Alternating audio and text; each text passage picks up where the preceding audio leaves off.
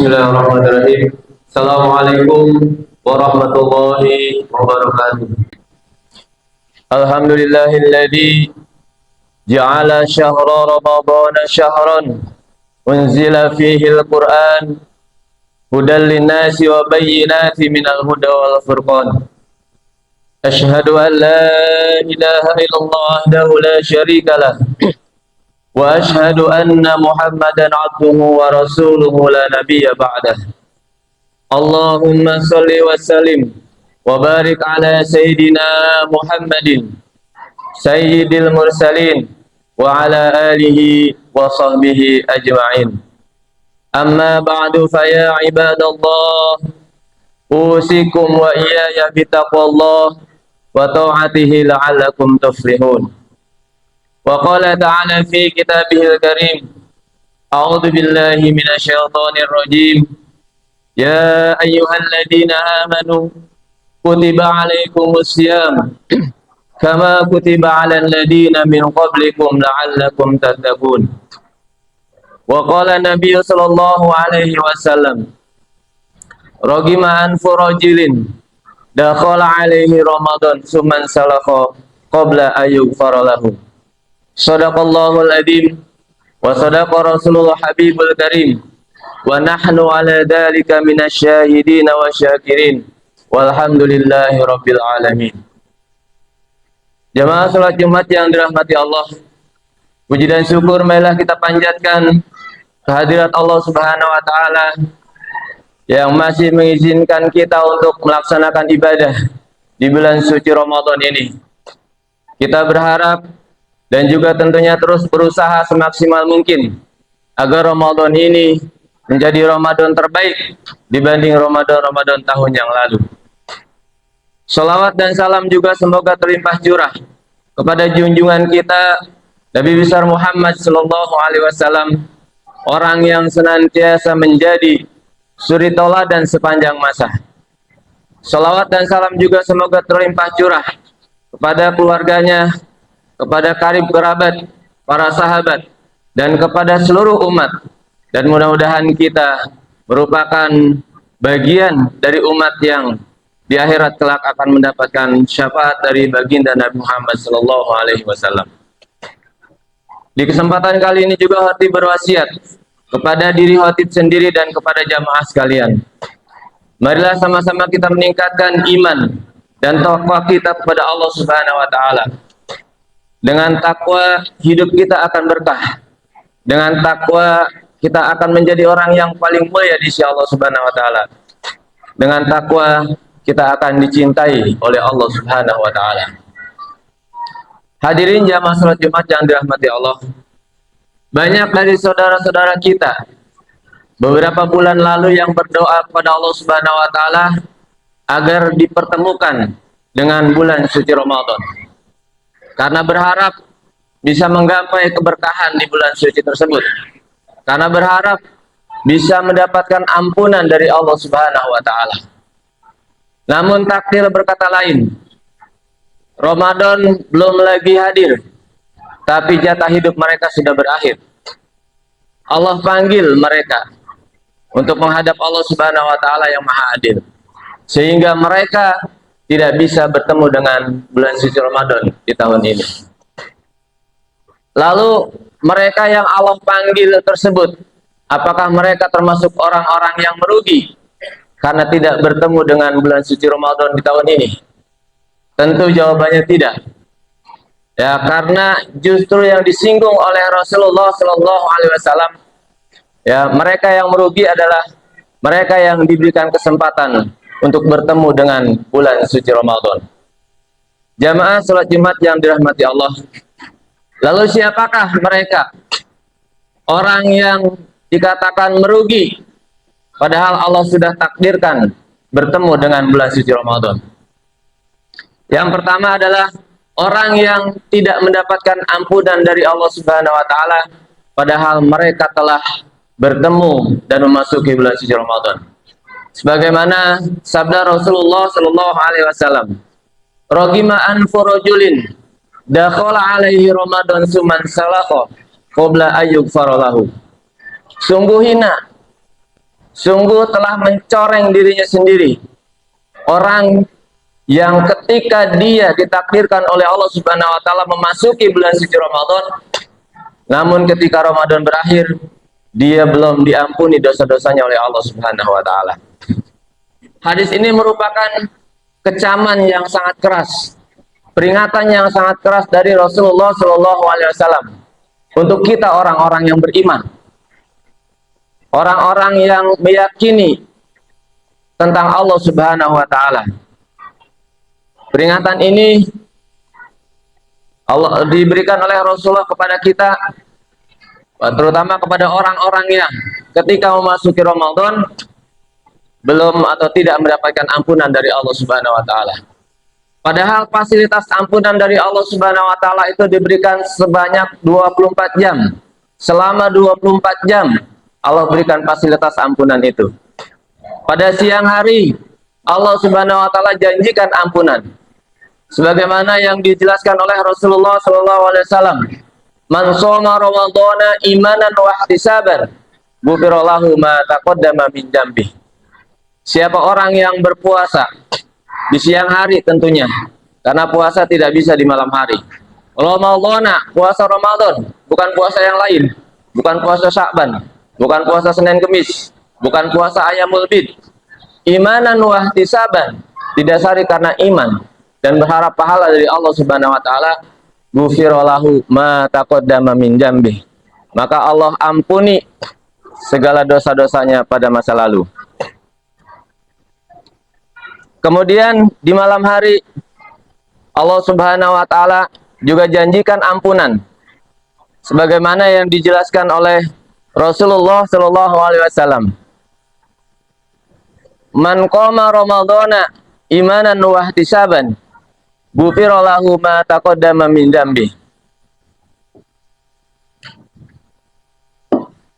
Man qama ramadhana imanan wa ihtisaban, ghufira lahu ma taqaddama min dzambi.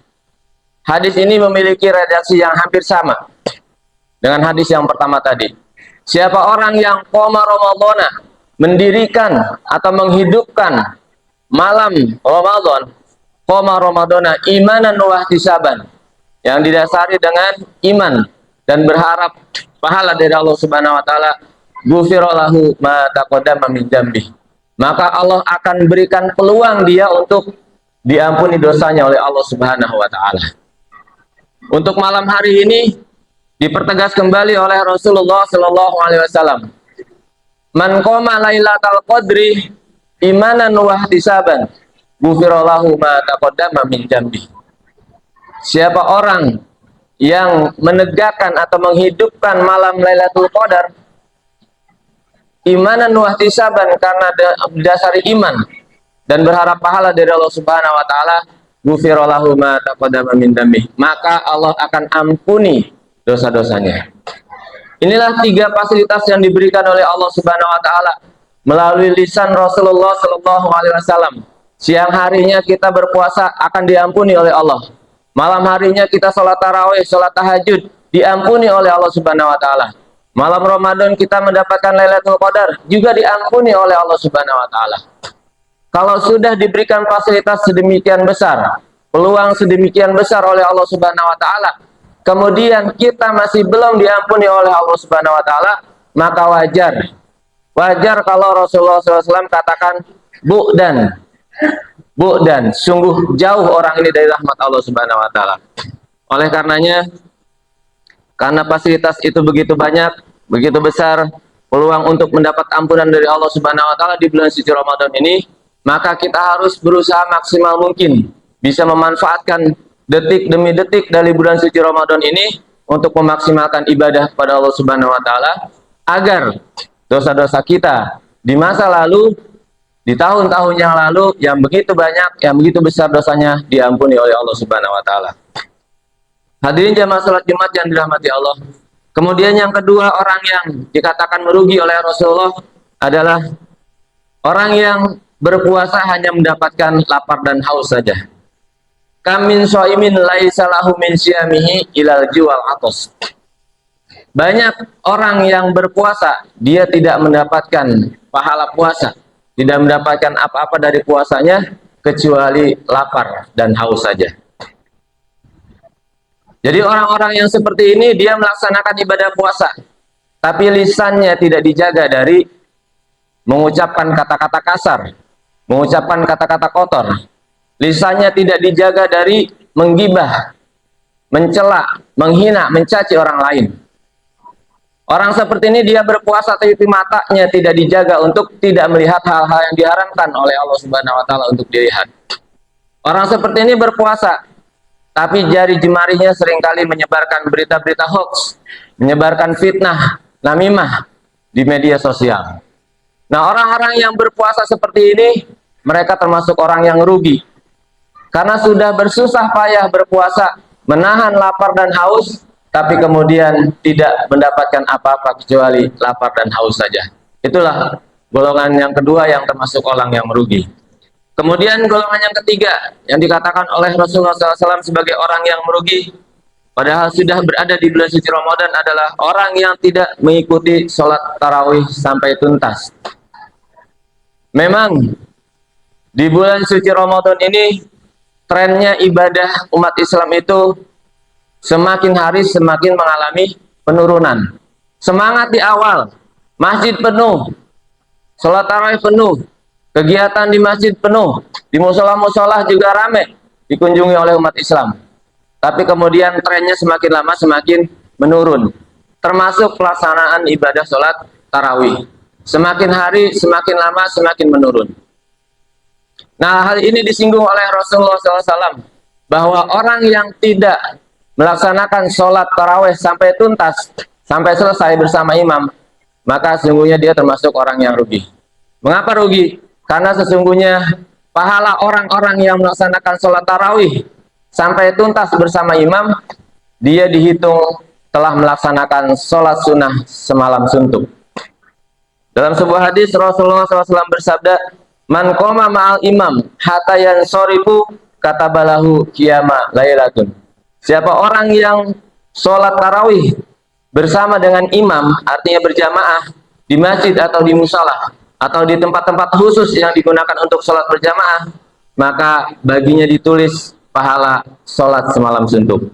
Rugilah kita kalau selama ini kita menganggap bahwa sholat tarawih itu sholat sunnah, sholat biasa, sehingga kita laksanakan dengan main-main, kita tidak laksanakan dengan serius. Padahal sholat tarawih ini adalah sholat sunnah muakkadah yang sangat dianjurkan oleh Rasulullah SAW dan hanya ada pada bulan suci Ramadan. Hadirin jamaah sholat Jumat yang dirahmati Allah. Kemudian yang terakhir, orang yang dikotakan sebagai merugi di bulan suci Ramadan adalah orang yang jarang membaca Al-Quran, atau bisa jadi tidak pernah membaca Al-Quran selama bulan suci Ramadan. Al-Quran merupakan kitab suci umat Islam, satu-satunya mukjizat Rasulullah SAW yang masih ada sampai hari ini, yang bisa kita lihat, bisa kita pegang, bisa kita baca. Kitab yang menjadi pedoman hidup umat manusia, umat Islam terutama. Maka membacanya merupakan bagian terkecil saja sebenarnya dari perlakuan kita terhadap Al-Quran. Karena setelah membacanya kita diharuskan juga memahaminya. Setelah memahaminya kita juga diharuskan untuk mentadaburinya. Setelah mentadaburinya kita juga diharuskan untuk mengamalkan isi Al-Quran tersebut. Makanya Rasulullah SAW sejak lama mengadu dan mengeluh kepada Allah Subhanahu wa taala tentang bagaimana perilaku umatnya terhadap kitab suci Al-Quran. Hal itu diabadikan oleh Allah Subhanahu wa taala dalam surat Al-Furqan ayat 30. Wa qala rasulu ya rabbi inna qaumi ittakhadhu hadzal qur'ana mahjura. Rasulullah SAW berkata, "Ya Allah, ya Rabb, umatku ini menjadikan Al-Quran ini sebagai sesuatu, sebagai kitab suci yang diabaikan, yang tidak dipedulikan." Itulah kondisinya umat Islam yang mengabaikan Al-Quran. Hanya untuk membaca saja pun masih terlihat berat. Maka kalau hanya sekedar membacanya saja kita masih malas, maka mau diapakan lagi kitab suci Al-Quran kita ini? Maka bulan suci Ramadan yang mulia ini merupakan momen yang tepat bagi kita untuk terus memperbanyak interaksi dengan Al-Quran, membaca Al-Quran, memahaminya, membaca terjemahnya. mengamalkan isi Al-Quran. Insya Allah, bila hari-hari di bulan suci Ramadan ini kita isi dengan kegiatan berinteraksi dengan Al-Quran, maka kita tidak dikatakan sebagai orang yang merugi, walaupun kita sudah ditakdirkan oleh Allah Subhanahu Wa Taala berada di bulan suci Ramadan. Hadirin jamaah salat Jumat yang dirahmati Allah, demikian khotbah singkat yang bisa saya sampaikan.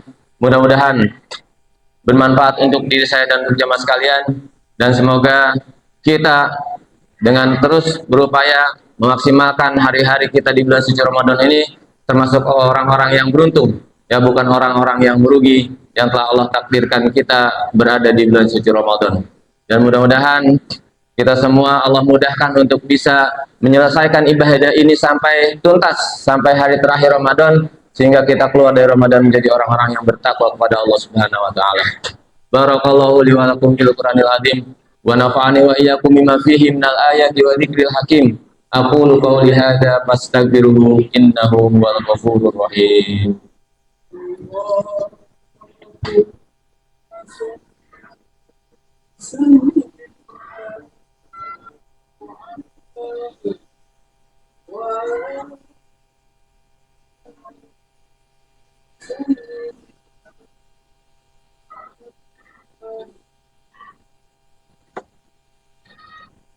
Alhamdulillahilladzi arsala rasulahu bil huda wa dinil haqq liyudhhirahu ala dini kullih wa kafa billahi syahida.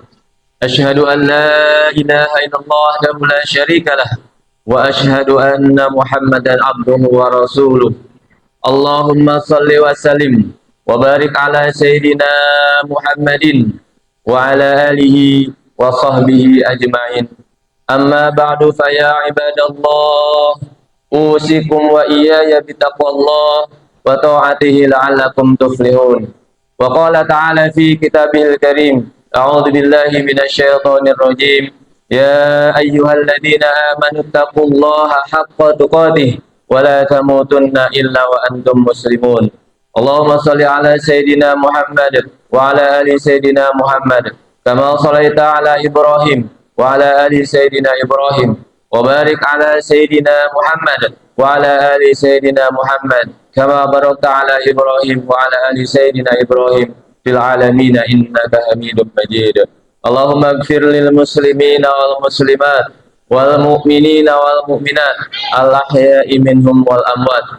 Allahumma inna nas'aluka ridhaka wal jannah wa na'udzubika min sakhatika wa nar.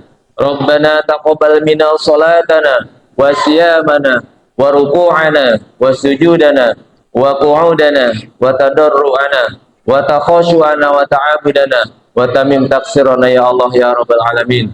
Rabbighfir lana wa liwalidayna warhamhuma kama rabbawna shighara wa li jami'il muslimina wal muslimat wal mu'minina wal mu'minat al ahya'i minhum wal amwat. Rabbana atina fid dunya hasanah wa fil akhirati hasanatan wa qina adzabannar. Ibadallah, innallaha ya'murukum bil adli wal ihsan wa ita'i dzil qurba wa yanha 'anil fahsya'i wal munkar wal baghi ya'idukum la'allakum tadhakkarun. Fadhkurullaha adhkurkum washkuru ala ni'amihi yazidkum wa ladzikrullahi akbar. Aqimus shalah. Allahu